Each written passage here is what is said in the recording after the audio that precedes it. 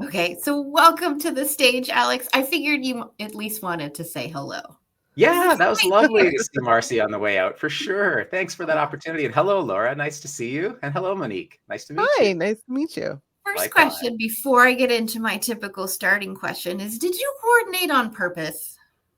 I didn't. I'm the kind of guy who just picks what I feel like picking in the morning. I suppose a lot of people are like me. You just sort of think of a color and you're like, oh, yeah, I think it's going to be pink. And then you look through the closet and see some T-shirts, and this was the one. This This was was the the one. one. It Yeah. worked. It worked out. Yeah. Okay, so here's how I usually start. And you Okay. had a bit of experience with this with the networking. Okay. It's kind of the same, but now it's one-on-one, or I guess Oh. two-on-one. So, Alex, as I write your name down, Alex, if you could have other people describe you in 3 words, what would you love those 3 words to be? Energetic, compassionate,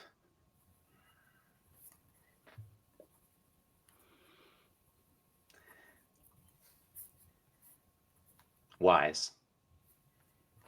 Ooh, Mm. It, Hmm. it took a while to get to wise. What was happening there? yeah.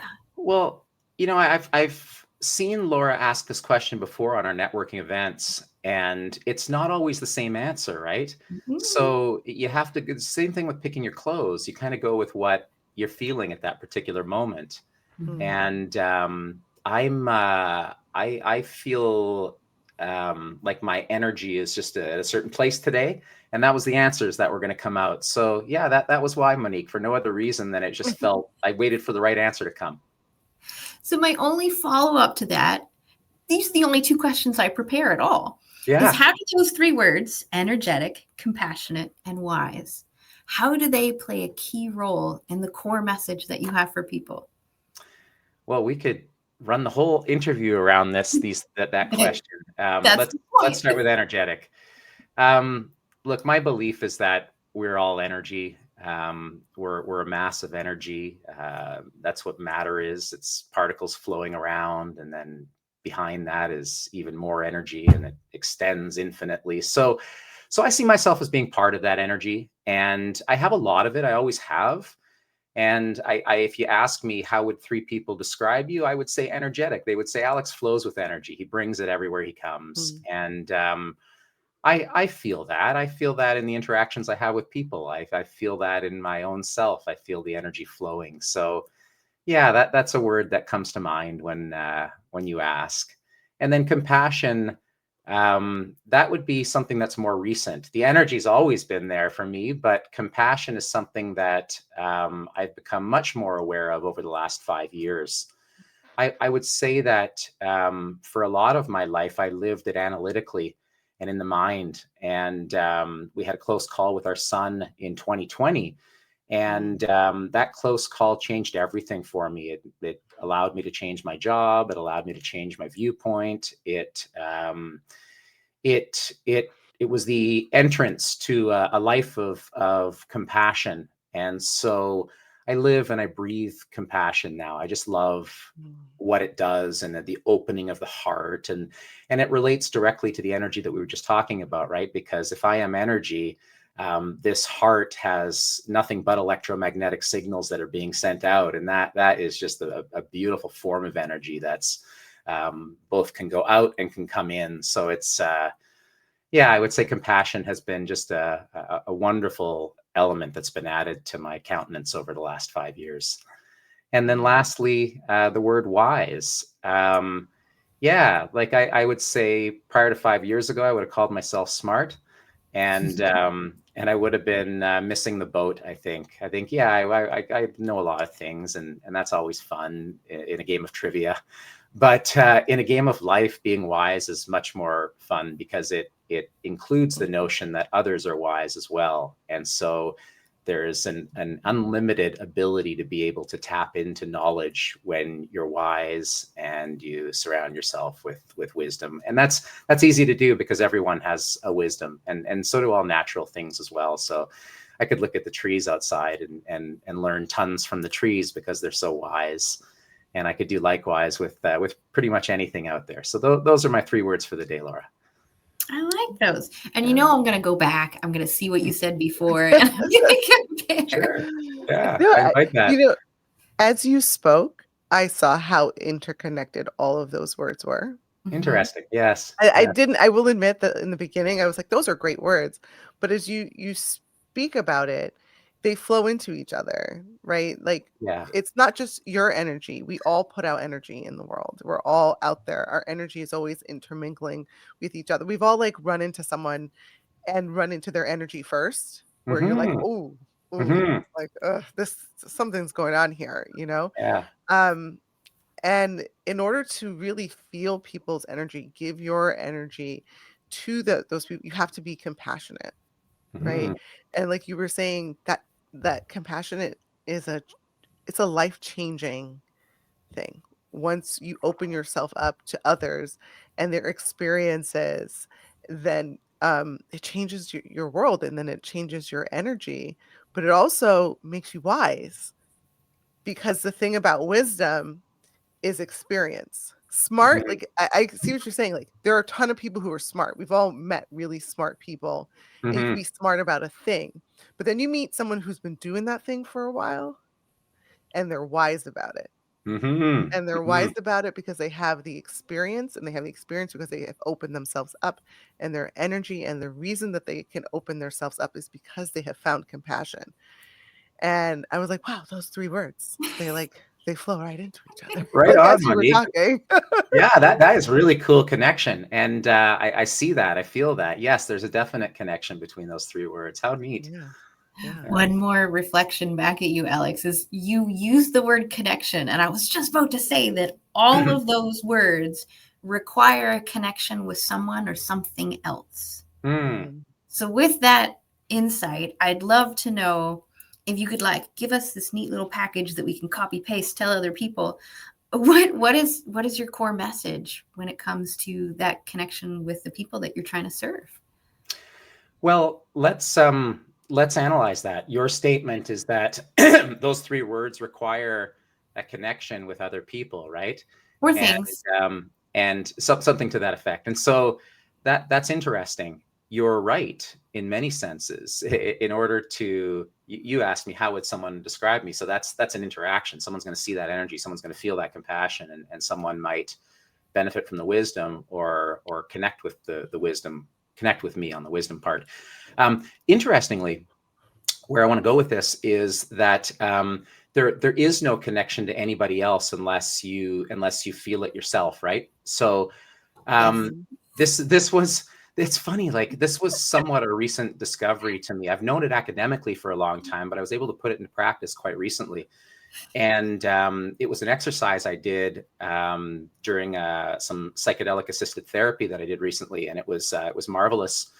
And on my intention list was the intention to expand my relationship with my wife, and in doing so, during that psychedelic assisted therapy, what I saw when I was clicking on the lock screen of my phone, a Yeah. few times during the journey, was I saw my wife's picture.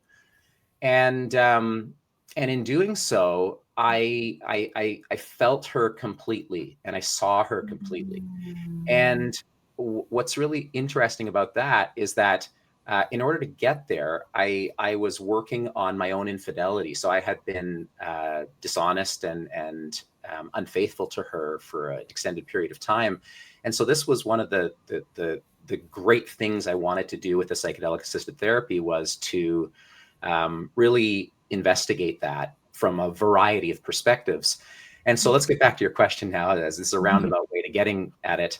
But in that exercise of putting that phone on and seeing her picture again and again and again, I felt her love. I felt her essence. I felt her joy. And I felt all of those things on such a high end of the spectrum. I felt the opposite end. So I felt her pain and I felt her suffering, a lot of it caused by me. And that was revelatory to me. It in that moment of just seeing it again and again and again, because if you've ever done psychedelic assisted therapy or any type of psychedelics, it had been about 30 years since I had last done it. what happens is you have the ability to loop, right, again and again and again. And so in seeing her again, and then looping again, and looping again, and looping again, every time it loops, there's an opportunity to delve even deeper. And so at first I was seeing her and feeling her and feeling the love and the pain and the joy. And it became so intense that, I was just a ball of tears coming out as the emotion is flowing in such a beautiful way, and seeing and understanding and feeling. It was just cathartic in every way. But what occurred to me was that finally I could see myself in her. And so the difference between the two of us and the separation that we normally think occurs in real life, it ceased to exist. And so in that moment that was infinite, over and over and over again, must have happened about 30, 40 times. I finally saw myself, and I saw the love, and I saw the joy, and I saw the hurt, and I saw the suffering, and I saw the pain, and it was equally as deep as my wife's pain. And so when we talk about that connection, energy, compassion, and wisdom, you see it reflected when you're with people. Like that's an easy way to see it reflected. But you can equally go inside and spend solitary time just seeing yourself, which a lot of people don't do. And that PAT, the PAT that I underwent, was instrumental in allowing me to see in and out. And so that beautiful outward connection existed in the same way that it was a complete mirror of the inward reflection or view of self. And so I just wanted to just, bring that up, that we look out, and when we're looking out, we're really looking in at the same time, or we have the ability to look in at the same time, which is always interesting to me. Aw, I call that courageous connection, because that's everything that I do is in business. We all know this. We're trying to get people to know us, like us, and trust us, but that's not actually what's happening. Yeah. Most of us are that person where I've been through a mess, and now I'm trying to share the lessons of my mess, and I've created a business and a message around that. Yeah. So what's actually happening is just what you said, is we have to courageously connect with that version of us that was in pain.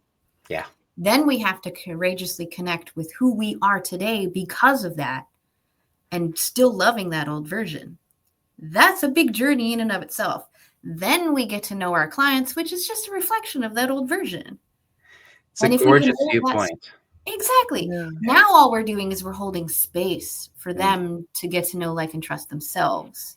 Yes. And then it naturally happens back to us. Yeah. So I love that you highlighted that, because it does start from within. So Marcy gave us a little bit of information about Working Writers Co. So what she told us about how you two met. Okay. Which is an interesting story. Go watch that interview. Can you tell us, why did you say yes? Just at 6:15 in the morning. Most people are not making. If my life-changing decision at 6:15 in the morning is like gym, no gym, and you were like, I'm going to start a business. Yeah. So funny, Monique and Laura. For me, it was an opportune moment. We might use the metaphor that the soil was ready for planting, right? And I had resigned my position, divested out of a company that I was an owner in, and this was just after our son had been stabbed. And I told you he just about didn't make it, but he did, and he's fine now. So my life was in a complete state of flux at that moment, and my heart had been cracked wide open as a result of my son's incident, and I began to work in that group. Marcy was part of the group, and I really appreciated and enjoyed Marcy's energy. So she had been on group calls several times. The way she had this at the time, she had a beautiful Spanish hola behind her on her backdrop. And it just spoke to me. Her lightness spoke to me as well. I really appreciated her as a human being. And as we started working together during group work, her energy was fabulous. And we worked a little bit on her book as well. And that was the impetus for her to say, yo, dude, like you like books and I like books and we both have literature degrees. And I see you're an aspiring entrepreneur. I had started, I know, 1 or 2 companies at that point already.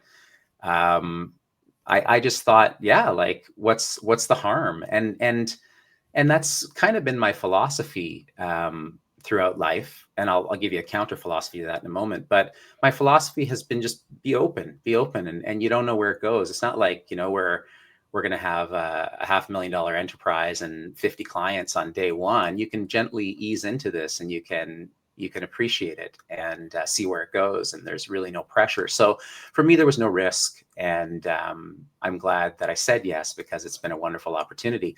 The other end of the spectrum that I said I was going to come back to is that once you're doing something that really moves you, like I'm doing today with Working Writers Co., then the distractions, it's necessary for you to begin to eliminate them and just say, no, not at this moment.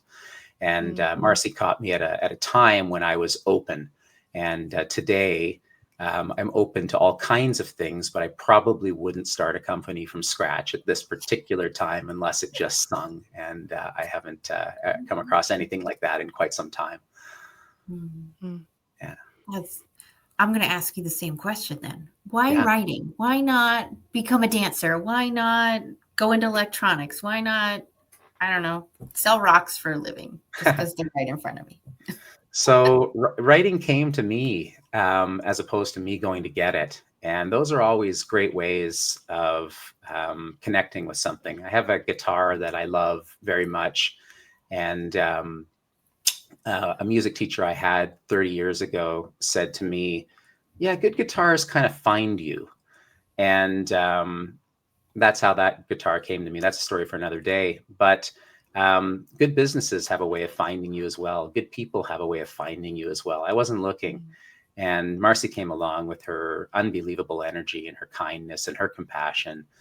And this idea resonated because I've always enjoyed writing. I was in the corporate world for 19 years. And I wrote, boy, did I ever write. At first it was emails, but those emails weren't just emails, right? They were persuasive pieces of writing. They were an ability to connect to someone's soul through words because you understood them at a relationship level and you're able to really communicate. And when that happens, that's the essence of great service, right? Is that ability to be able to really touch someone. And so I kept on writing in that job. And that was natural, again, because of the English degree and the reading that I've always loved to do. And so I started writing my own speeches. I started writing speeches for other people. I started writing in magazines. I started publishing things all over the place. And so I've always been a writer. And I could equally say that I've always been a musician. And so when you say why writing, it could have been music. Had I had someone come around and said, yo, you want to start this, Alex? This you want to start a band? I probably would have said yes.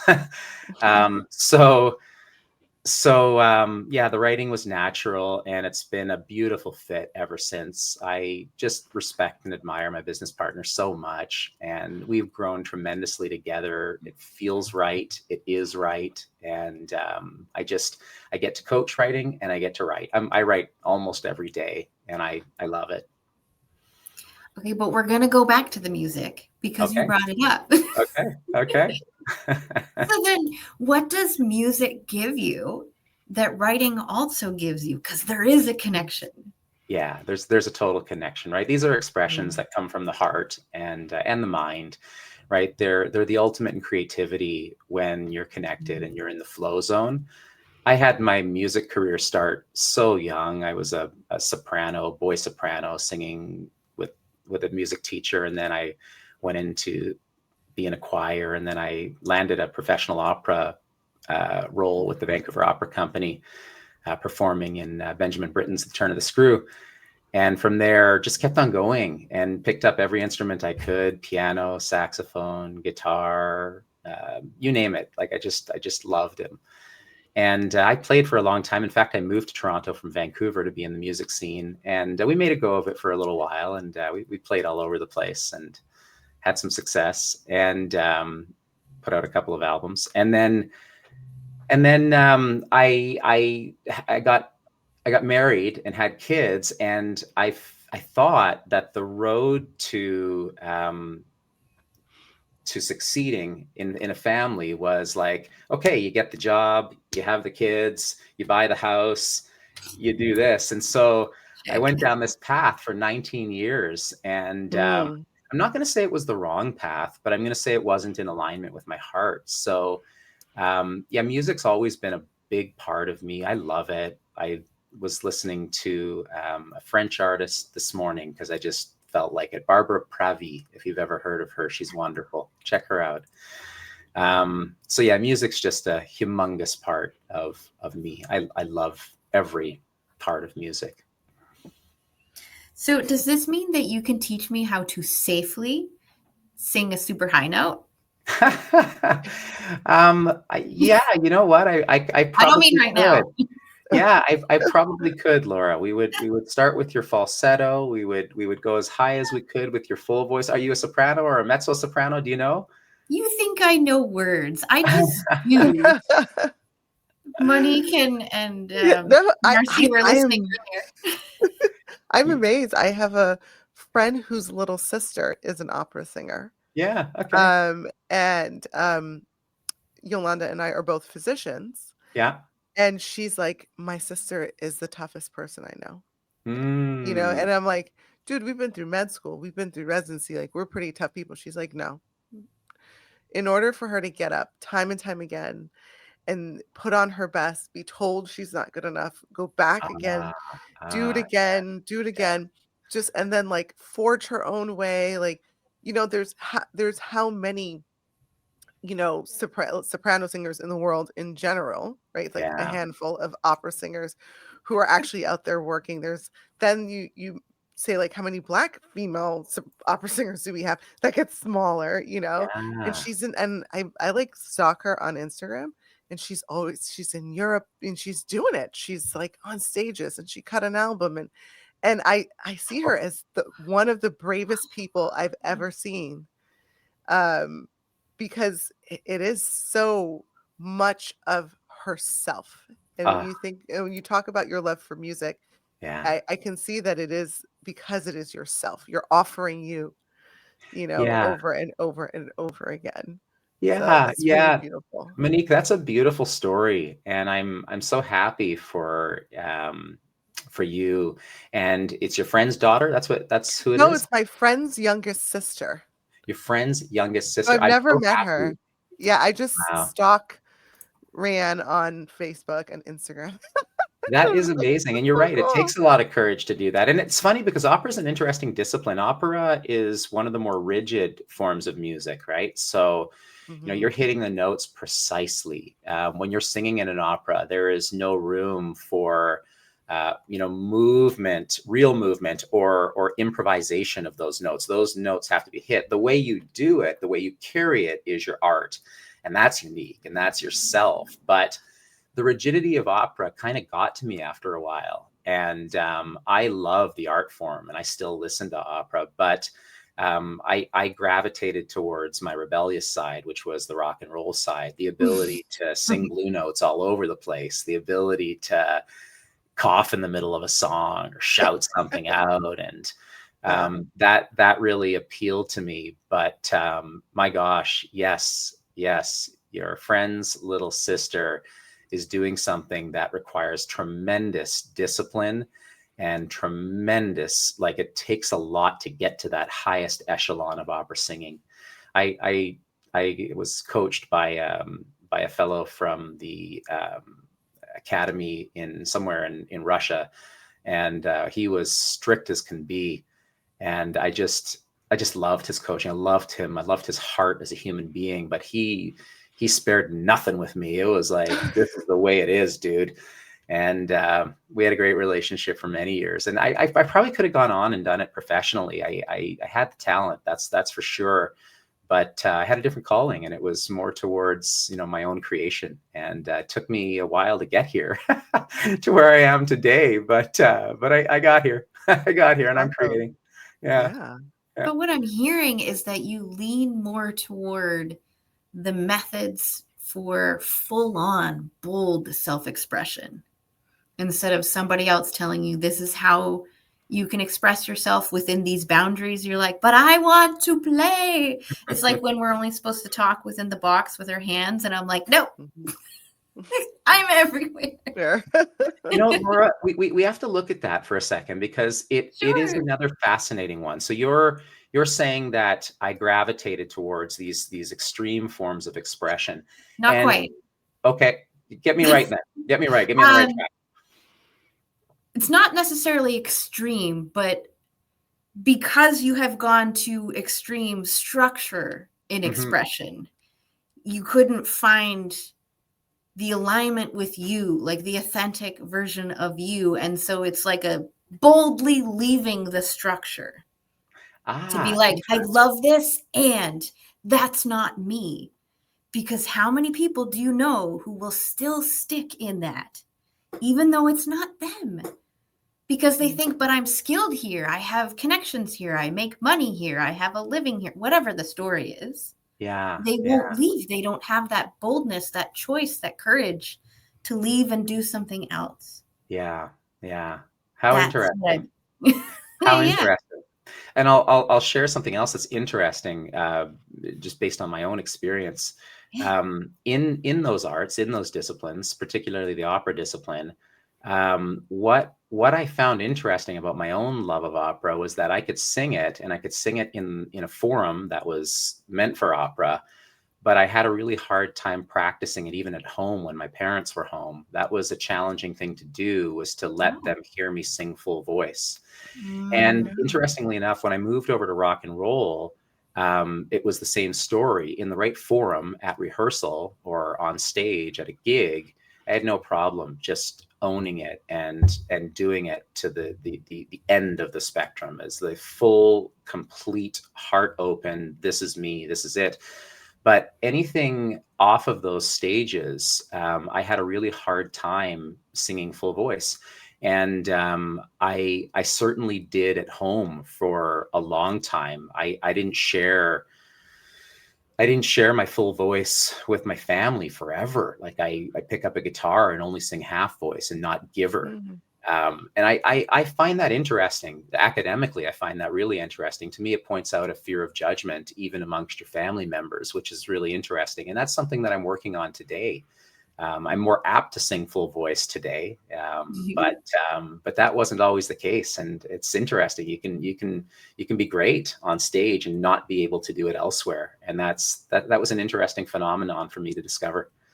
Do you ever find that in your writers, that they can write and write and write and write, but they can't share it with those closest to them, but writing in full voice? Yeah, maybe sharing it with you, who they don't know particularly well yet. Like this is a professional relationship, like that comes differently, and a little bit more easily. The answer is yes, Monique, in two ways. In one way, we often have authors who tell us, I haven't even shown this to my husband yet, or I haven't even shown this to my wife yet. So yes, I think that there's a degree of fear in terms of wanting to show it to those closest to them. That's one way that it shows up. And the other way is through imposter syndrome, something that I think that so many of us have gone through or go through at periods of our lives. And that normally manifests as someone saying at some point in the process, is this good enough? Is it good enough to put out there? And so they're questioning whether or not that work of art can go out there, can leave themselves. So yes, in two very distinct ways, I see that playing out, Monique, that that fear of letting their own work be seen, right? Yeah. As a writer, I'm the same way. Yeah.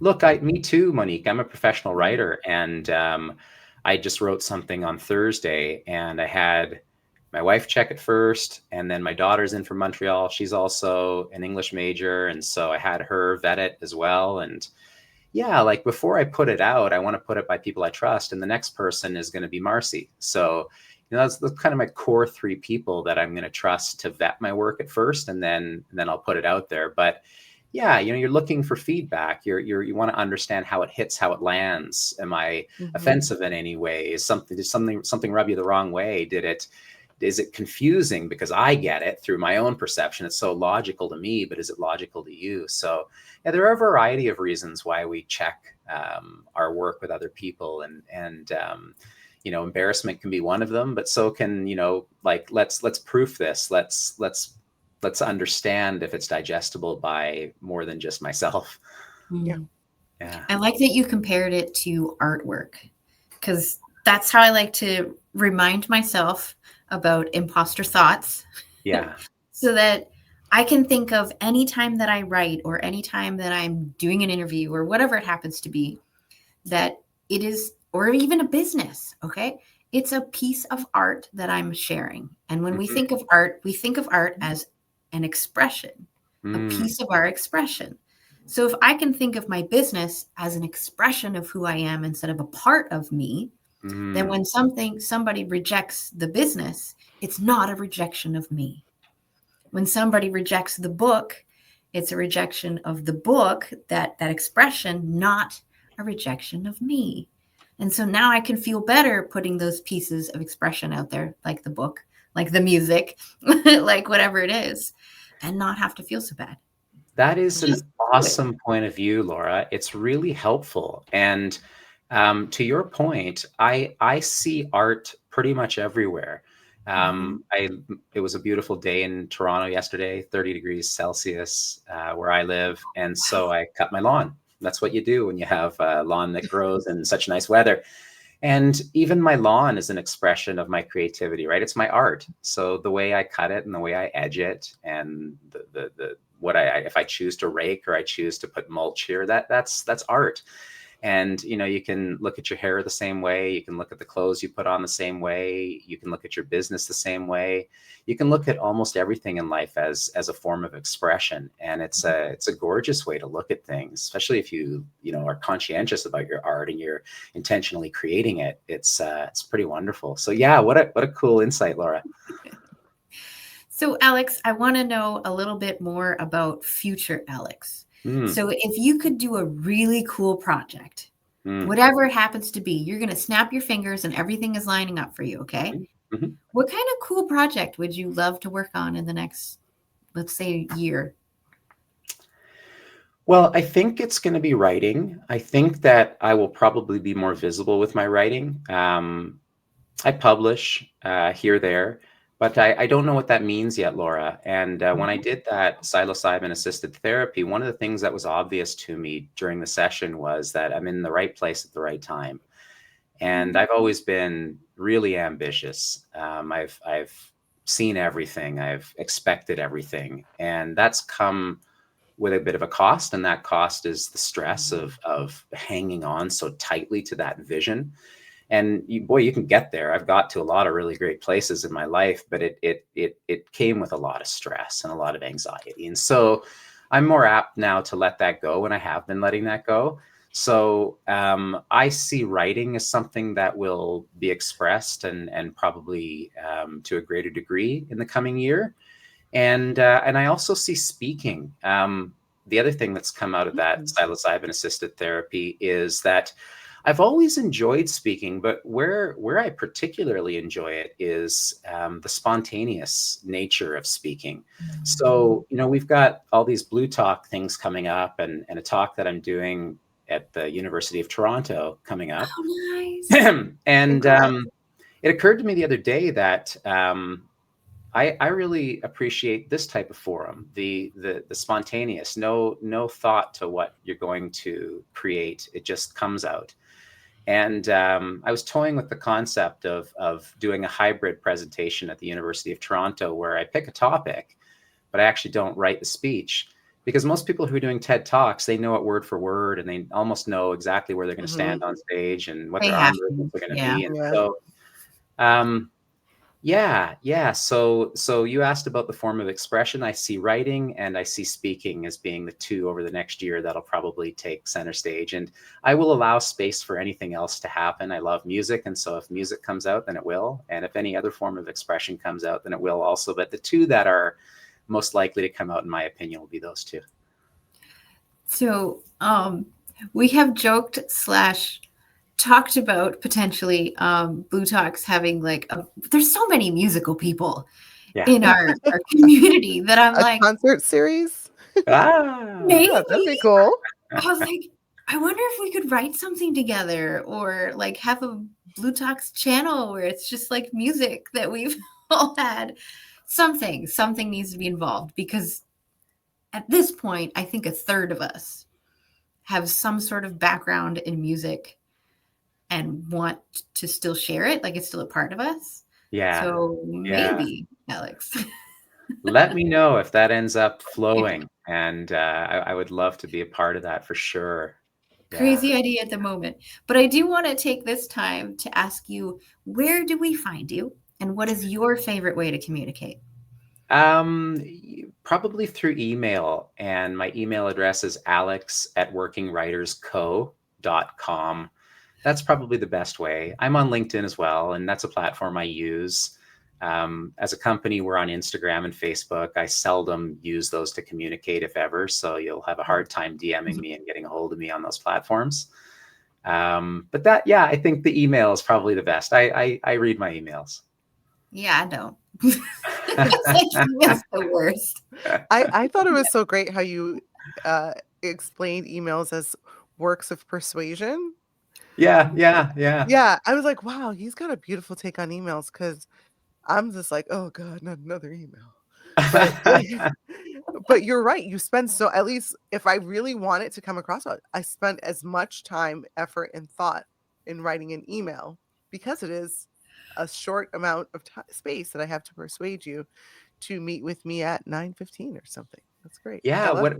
whatever it is, you're truly interacting. Messages are going back and forth, and so like I'm really putting my heart into that message, and they can be persuasive. And I don't mean that from the negative point of view, like the negative perspective. Persuasive can have a connotation that's manipulative, right? And that's not the persuasiveness I'm talking about. I'm Yeah. talking about like the right energy being infused in that email so that someone reads it and it resonates and they're like, whoa, like I dig that, like I feel that. And so they want to write back, right? And so, Yeah. and I know you meant that as well. So yeah, thanks, Monique. That's cool. Yeah, part of me feels bad where I'm like, here are the Blue Talks emails. I'm trying to keep it short, sweet, and to the point. And I'm like, No, there's no. only so many few I sentences. get efficiency as Yeah. well, Laura. Sometimes those are the best emails. Yo, dude, this is it. Like, Yeah. okay, no fluff, perfect. Like I'm in, I'm out, Hey. right? Like that's a good respect of my time, right? So Yeah. I get you, but there's a time and a space, right, where we want to infuse our own There heart it is. with the messaging, right? So we have about a minute left, and I love to hold space at the end of an interview, just in case there's something on your mind or in your heart that you would love to share. So what would you love to leave people with? I just think that probably I'm going to leave people with my impression of you, Laura. I don't know you so well yet, Monique, and you've been a delight to speak with, but I Oh, want to thank spend you. just 45 seconds here speaking about you, Laura. I've had the pleasure of meeting you at least 3 times now on the Blue Talks network. And every time I've met you, you are gentle and kind and thoughtful, and you seem to always operate from your heart.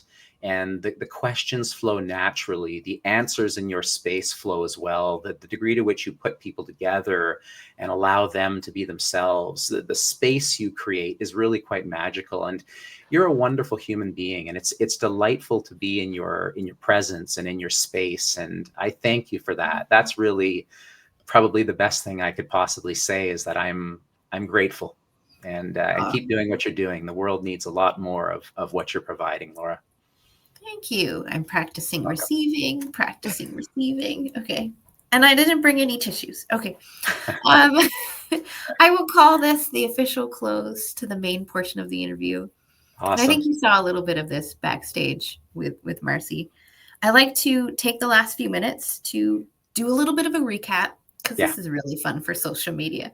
So, Alex, I'm going to start with you this time. What is something that stood out to you during our conversation today?